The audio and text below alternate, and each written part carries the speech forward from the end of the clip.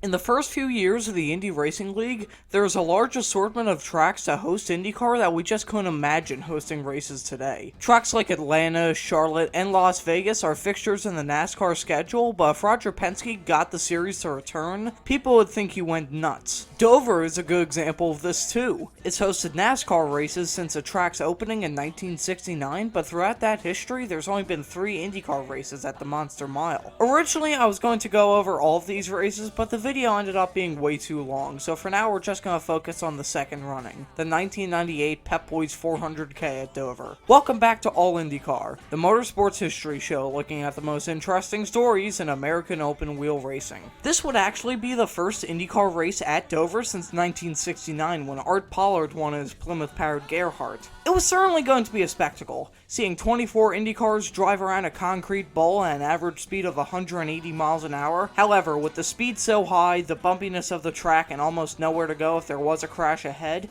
it was certainly going to test the will, strength, and fear of the drivers. Besides that, there are many storylines entering the race weekend. The fall from grace for 1996 co-champion Buzz Calkins, the ongoing championship fight with Davey Hamilton, Scott Sharp, and Tony Stewart, and the looming feeling of danger entering the weekend. Scheduled for Sunday, July 19th, 1998 on CBS, legendary commentator Ken Squire would be the lead-in, with Mike Joy and Tom Sneva in the booth. The race was also scheduled to be 248 laps. Before we got to the race itself, there was already drama. Billy Boat, who was fighting for the championship to this point, would be injured the race before at New Hampshire. Greg Vray replaced him for the time being. Jim Guthrie would return to the IRL after recovering from serious injuries suffered at Indianapolis. J.J. Yaley and Robbie Buell would both withdraw from the race to protest against skullduggery, which sounds like a bad action TV show from the late 1980s that never made past a pilot episode. Buzz Calkins' struggles would continue as after he blew up his engine in practice, Calkins and his team would withdraw from Dover and the next race at Charlotte to improve their performance. Finally, Alessio Salazar would suffer a terrible crash during practice and sustain a broken hip, pelvis, right arm, and right leg. He would be replaced by Scott Harrington. Tony Stewart would start on pole with an average speed of 185.204 miles an hour. The starting grid would be Tony Stewart, Davey Hamilton, Mark Dismore, Scott Sharp, Steve Knapp, Scott Goodyear, Greg Ray, Jeff Ward, Raul Boesel, Arie Luyendyk, Stefan Gregor, Kenny Brack, John Paul Jr., Buddy Lazier, Jack Miller, Robbie Unser, Eddie Cheever, Sam Schmidt, Brian Tyler, Jim Guthrie, Marco Greco, and Scott Harrington. The race would start and was honestly pretty calm at first. Davey Hamilton would get an amazing start and take the lead from Tony Stewart as the other cars shuffled around in the field. Scott Harrington would pull into the pits and retire after lap 1 with handling issues, while John Paul Jr. would have engine issues 2 laps later. This piece was broken up when on lap 22, Jeff Ward had a front right suspension failure in turn 4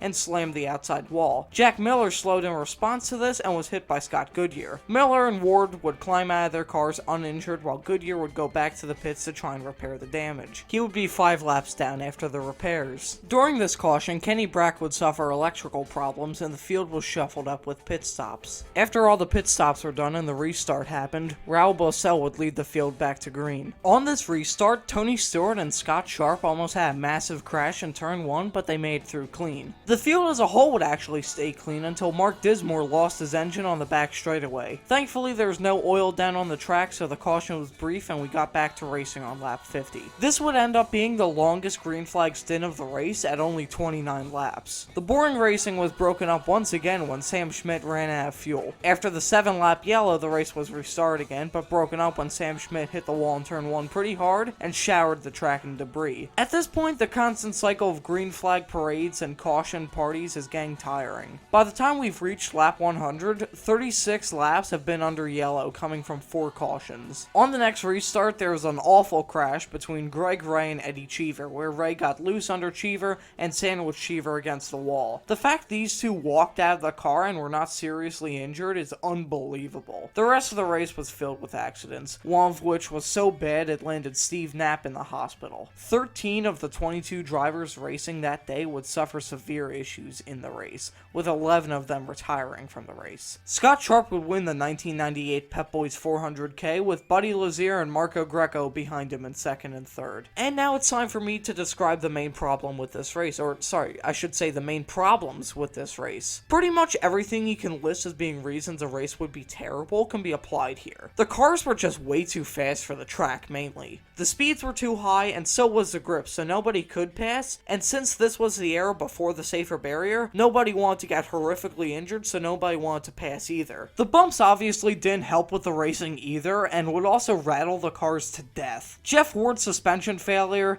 Kenny Brack's electrical issues, and Tony Stewart's dash issues are crystal clear reasons why this race was doomed from the start. Dover is just not an IndyCar track, and I hope we never return. We all remember what happened at Las Vegas 10 years ago. I don't want that happening at Dover in the future.